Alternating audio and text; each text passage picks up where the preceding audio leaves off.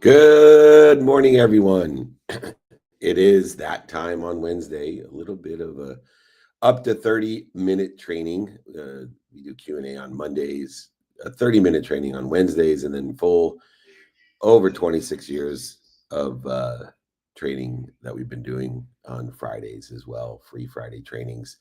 We are at Aspire, oversold as usual. And if you're in Charlotte, come and see us. I want to thank everybody last night, Tim Story, and the amazing Ed Milet this morning, David Goggins, Eddie Wilson, Nick, Dan Fleischman, all the crew will all be joined here today. But let's get right to it. One of this, this is surround yourself with the right service. And one of the greatest lessons I've learned in both business and in life is that service and self-care are not opposing forces. They are independent of each other. And many of us have been conditioned to believe that serving others means putting ourselves last. And the true generosity requires self-sacrifice. But the truth is, you can't give what you don't have, and your cup is empty. You have nothing left to pour. Most people live their lives in a zero-sum game. They give more than they receive. Even though if they follow the infinite loop of abundance, the more they give, the more they'll be given. The more they will be given, the more they'll receive. And the more they receive, the more confident and faithful they'll be to ask for more. And instead, the most generous and kind people give more than they receive. And no matter what, and no matter how you do the math, if you don't receive more than you give, you're going to end up at zero eventually. And so when we talk about surround yourself with the right service, the first service that you need to provide in all aspects of your life is yourself. And the importance of self-care is why in my non-negotiable behavior, the two first and most prioritized non-negotiable behaviors in my life are sleep, a minimum of 7 hours of sleep. I have a sleep coach for the last 18 years, as well as I now also put a minimum of an hour on my health first. So 8 of my 24 hours are in self-care before anything else, non-negotiable, non-circumstantial, very few exemptions. Self-care is the key to sustaining happiness, productivity, accessibility, and health. It allows us to recover faster and to access more information and more energy. And we are all part of this infinite loop of surrounding ourselves with selves and cells that are energized by an unlimited amount of energy. And so in order to utilize and understand the importance of self-care, we have to understand what we're doing to interfere with our self-care. And that most people believe that self-care is selfish, but it's not. It is the most selfless thing that you can do to utilize a consistent, persistent pursuit of your best self-care. And I know it's hard, and all the lessons of humility, the genetic and energetic inheritance that you have tells you, I need to take care of others first. But Southwest was the first to have it right when they said, put your face mask, put your air mask, put the air on you first, and then help other people.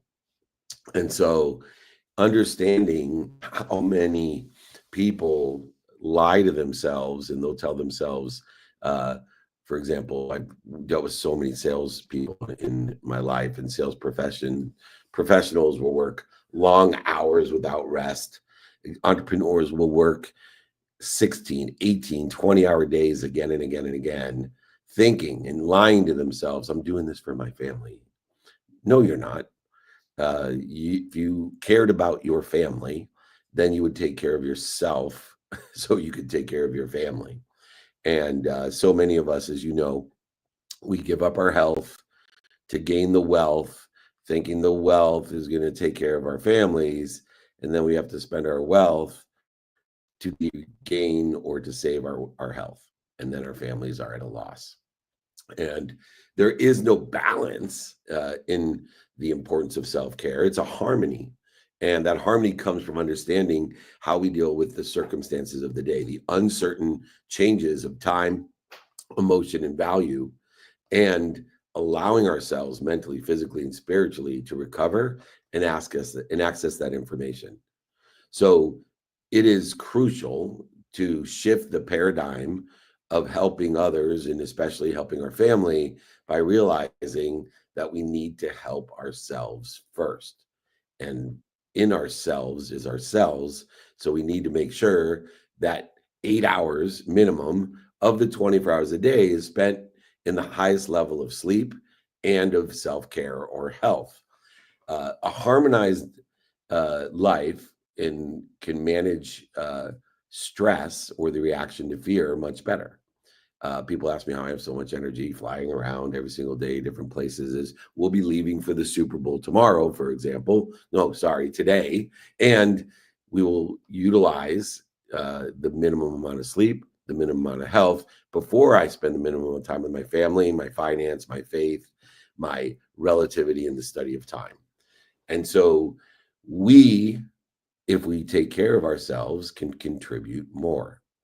And whether you're a media professional, an entrepreneur, a sales professional, or a doctor, or a lawyer, an engineer, understanding how much time we're spending interfering with our self-care and our personal relationships as well is crucial to surrounding ourselves with the right service. And the first service we need to provide is a non-negotiable regimen, behaviors aligned with where we want to be or better of self-care and selves care. Selves are ourselves. So we want to make sure that we're fostering these relationships around us with people who support our self-care, and understanding that by doing so, we'll be able to take care of those people as well as many, many more. And so make sure that as we move on to identify uh, a self-care regimen, which I would include number one, sleep, and then two, whether it's strength, cardio, flexibility, balance, whatever it is that you want to integrate into your daily routine, identify a self-care regimen or routine in the alignment of where you want to be. Now you'll be able to identify what, who, how, and when you're interfering with it, how you're not surrounding yourself with the right service of self and the right service of cells. Next, we have to understand the difference, though, between self-interested in a manipulative way and selflessness. If we take care of ourselves in the idea of empowering our mind, body, and soul, that would be of selflessness because we were empowering ourselves to recover and access more information, be more productive, more gracious, all the things that help other people. But understanding the constructive difference between self-interested and selflessness.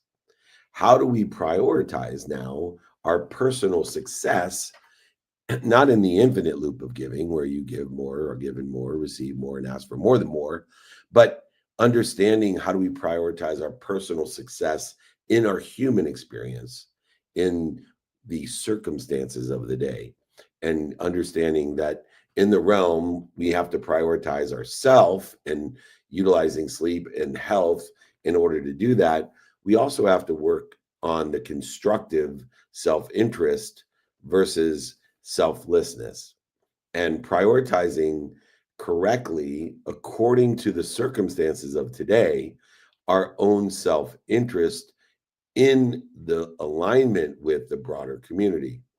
And so understanding our role of philanthropy and mentorship, what I call knowing our who, is crucial to understanding those that may be narcissistic or just self-interested or scarce versus those that are selfless in their efforts by still striving for personal success so that they receive more, ask for more so they can give more. And so in that infinite loop, we have to, number one, realize that In business, leaders that invest in themselves, personal growth, personal development, and beyond the self-care of health and sleep, they lead to great innovative contributions as long as they have their non-negotiable behaviors harmonized with the human experience, which is completely circumstantial. And so when we're dealing with the circumstances of the day, we need to make sure that we are prioritizing beyond the sleep, beyond the health, beyond the family, that we are prioritizing our finances aligned with the faithful belief that there's more than enough for everything and everyone. And so understanding not only what we want in alignment of where we want to be according to the circumstances of the day, we need to align the meaning of the past as well. And in the context of understanding the meaning of the past will either accelerate us towards where we want to be or better, or limit us from getting there. And those that understand and make the adequate adjustments or prioritizations according to the circumstances of the day now can utilize their own success to help mentor and to give to others what they have gained through their personal success. See, the world doesn't happen to you. You're not a victim. It happens through you. It doesn't even happen for you. And so when we stop trading and negotiating with giving and receiving, when we start utilizing self-interest for selflessness in a pragmatic sense, beyond the importance of self-care, self-interest utilized for the purpose of allowing all your personal success to come through you for those that are most relevant to support you, your self-care, you now can understand how the know your who is the second most important part of self-interest. Knowing who can help you and who you can help. Finding someone that sits in the situation that you want to be in and ask them for directions, ask them for help, as well as finding people that you can help get to where they want to be or better. I get some water. So understanding that there's a healthy harmony and self-interest in this personal success, as well as selflessness and self-care is different than self-interest in a harmonized infinite loop of giving, where things don't happen to you as a victim. They don't happen for you in a negotiation, a trade of giving and receiving, but they happen through you in an infinite loop of giving more, being given more, receive more, and ask for more than more. Now you can give more and more, receive more than more, ask for more than more, etc., and so on. And self-improvement within the context of self-interest leads to greater social impact, a bigger impact, bigger than you.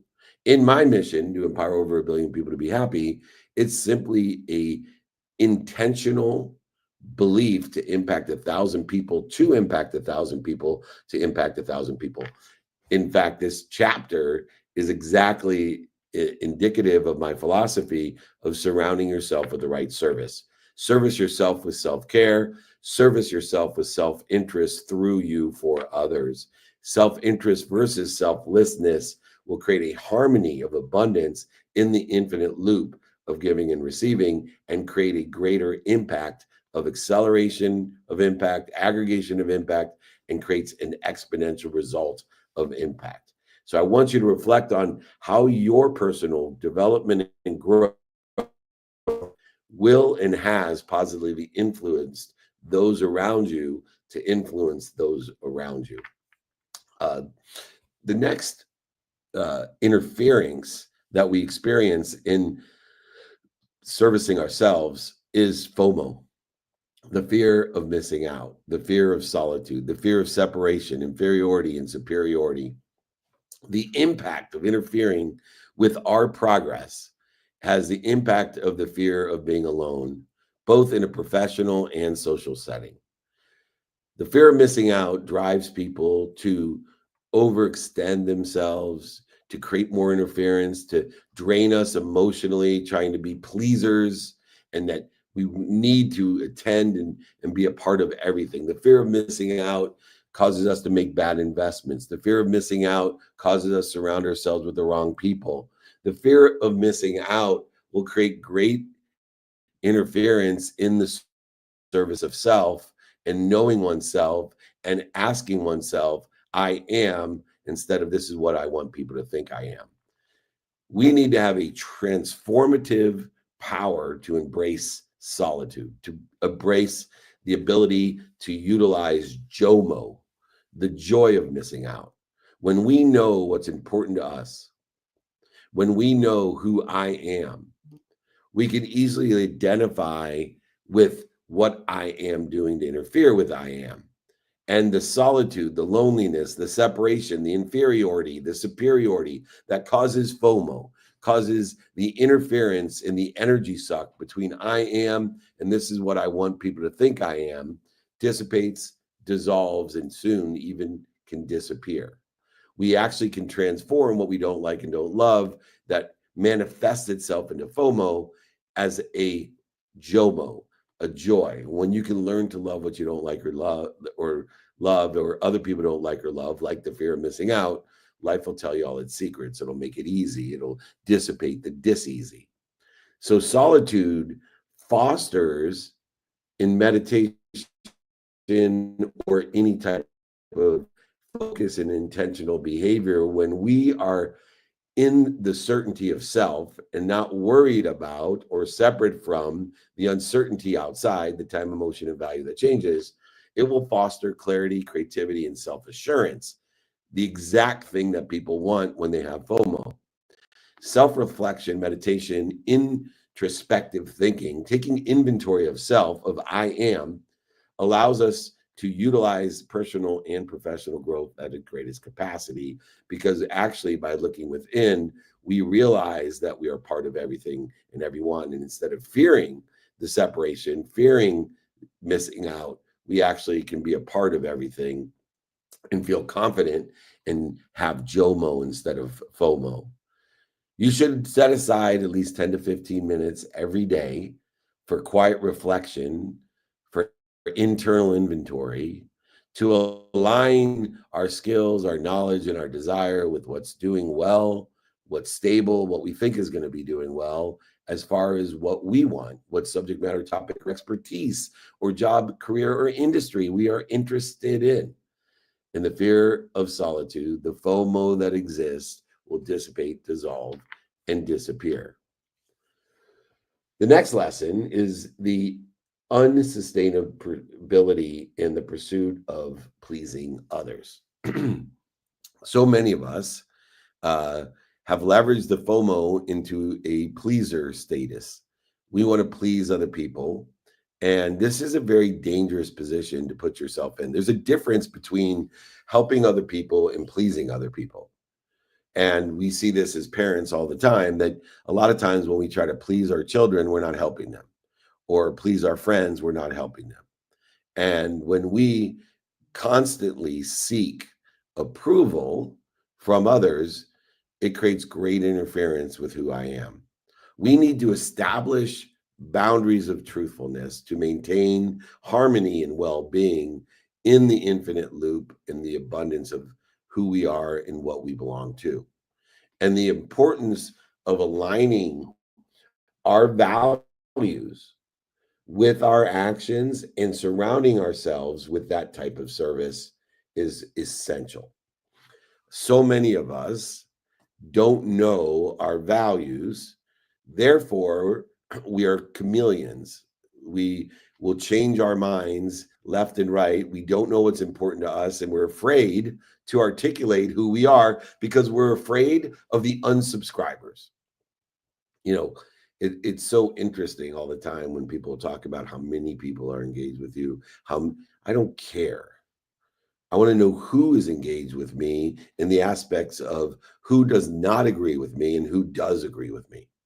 I'm not interested in the apathetic. I'm not interested to the followings, the go-alongers, the lemmings. I'm interested in who is agreeing and disagreeing with me and not just piling on.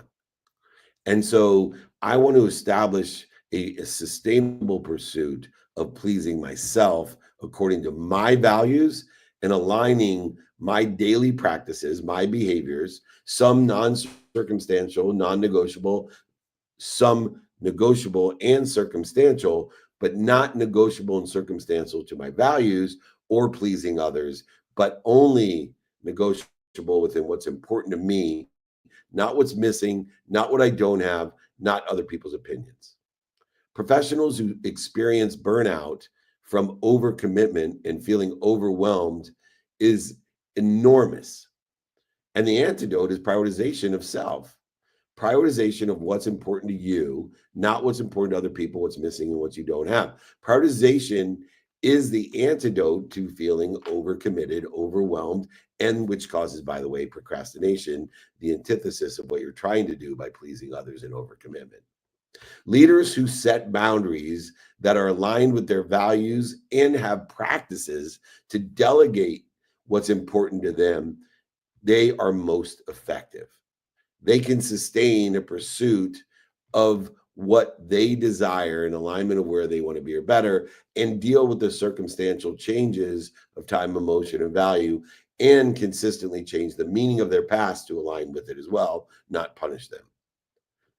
And this oxygen mask example with Southwest Airlines, you still need to take care of self so that you can take care of others. With the values and the daily practices, we have now a firm backbone of what's important to us. We know what we want, who we can help, who can help us, and how to get it done. And if you know what you want, who you can help, and who can help you, and how to get it done, you can prioritize effectively. And so, utilizing a sustainable pursuit of pleasing self will please others. Identify at least one area where you need to clearly define your values so you can clearly define your boundaries, so that you clearly define what's important to you through the daily practices that will allow you to know your what, your who, and your how, and allow you to prioritize. So instead of interfering and searching for something you already have, you're applying it. You're applying your why, not searching for it. The last lesson of service and surrounding yourself with service, with the right service, is the service through three things: coaching, teaching, and mentorship. And there are three different qualities that you can find in one person or multiple people. A mentor, first of all, is knowing your who. A mentor is someone that sits in the situation you want to be in, is paid the dummy tax, has the situation of knowledge and the relationship capital in order to effectively get you to where you want to be or better.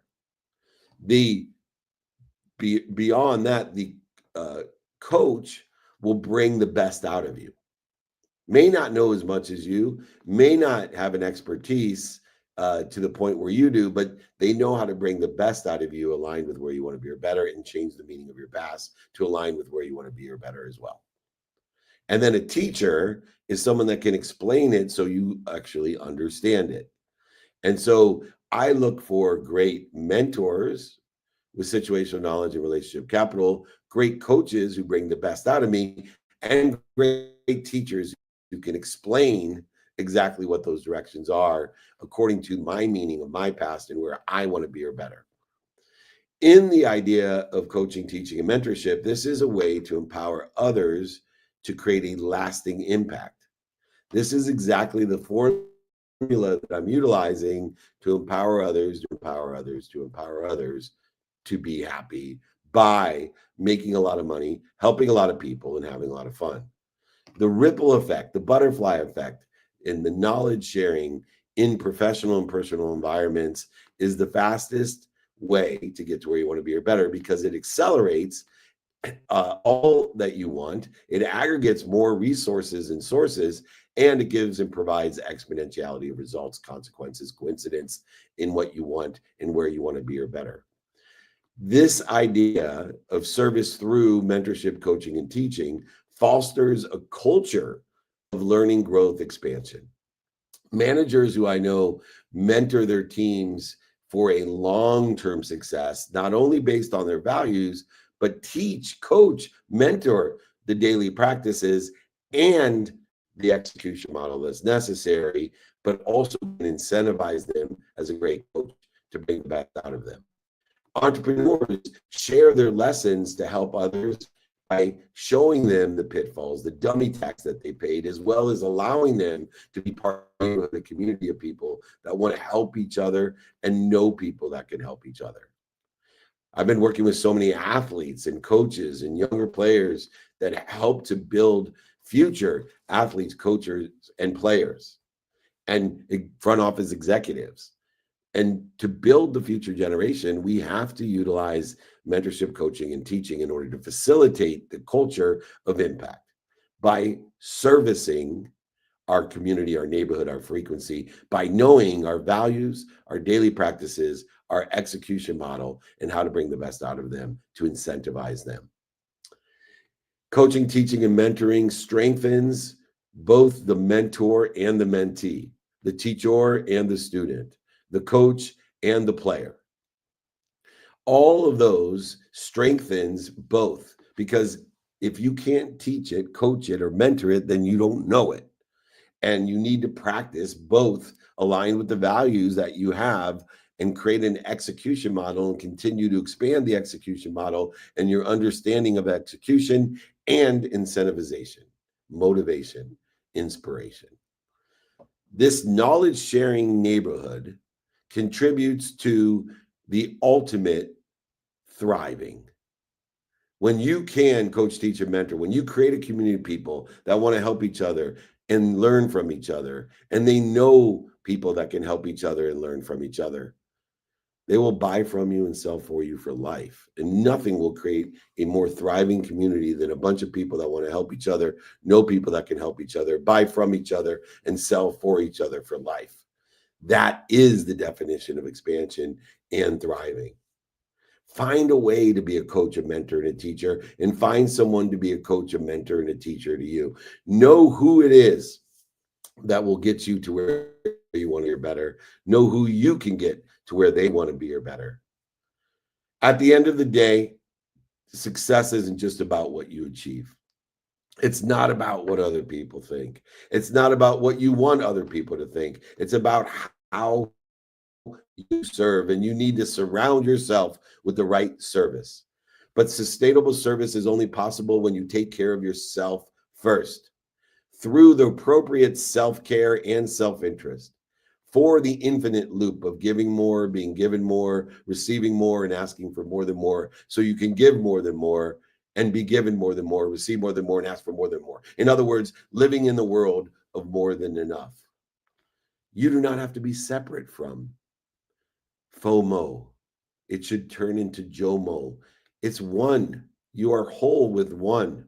When you invest in your personal development, growth, your health, your mindset, your heart set, your handsome, you amplify your capacity to create impact, to impact others, to impact others. You don't have to choose between being successful and being of service. The most successful people in the world are the biggest givers. They're not worried about commissions. They're worried about the mission, and the commissions follow. But they give from a place of strength, not weakness or sacrifice. They give from a place of investment in self and selves. Make sure you identify your self-care habits and incorporate your values, daily practices, and execution models for you to know your what, your who, your how, and prioritize according to and not circumstantial behaviors. Set boundaries based on your values and create a harmony to prevent burnout. Find ways to teach, mentor, and coach to contribute meaningful and impact others to impact others. I promise you, if you learn to surround yourself with the right service, you will make a lot of money, help a lot of people, and have a lot of fun. If anybody would like the exercise and guides to surrounding yourself with the right service, please email me, david@dmeltzer.com, david@dmeltzer.com. I'll be happy to give you this exercise and guide so you can review it, work through it, And please reach out if you have any questions. Join our private networking group that gives you one-on-one access to me every single day, as well as a group of thousands of people that want to help each other and know people that can help each other. We're creating a mission and movement. Come and join us. David@dmeltzer.com. We'll be at Aspire today, keynoting as well. Come and see me, Ed Milet, David Goggins, and the rest of the crew. I'll be in New Orleans later today on Radio Row with SiriusXM. We will be at the Players Impact with amazing Ray Lewis, Marshall Falk, Michael Chandler, Mike Tannenbaum, myself. Come and join us at the Players Impact. But Friday, 1 o'clock in New Orleans, in the quarter, come to Ike's Love and Sandwiches. We are presenting the More Than Enough, lined with this training, the More Than Enough sandwich, more than enough meat, cheese, sauces, breads, more than enough of everything. It's the first of its category. It's called a no po' boy. It's a no po' boy, more than enough Meltzer sandwich. They're honoring me there. 1 o'clock Central Time in New Orleans. Ike's Love and Sandwiches. Please register RSVP. We'd love for you to join us for a delicious Meltzer more than enough sandwich for lunch. And we just appreciate you. David@dmeltzer.com. If you want to get invited to over 200 events that we have in cities we're in, text me if you'd like to be invited to all the trainings, the Ask Me Anythings, the holding courts, the VIP dinners, all of the speeches. 949-298-2905. If you don't like to be invited, if you feel obligated when you get invited and you're offended, please do not text me. Please don't join the unsubscribe list. Know up front that we're going to invite you to a ton of cool shit with cool people. 949-298-2905. Thank you so much. We'll talk to you soon. We'll be back.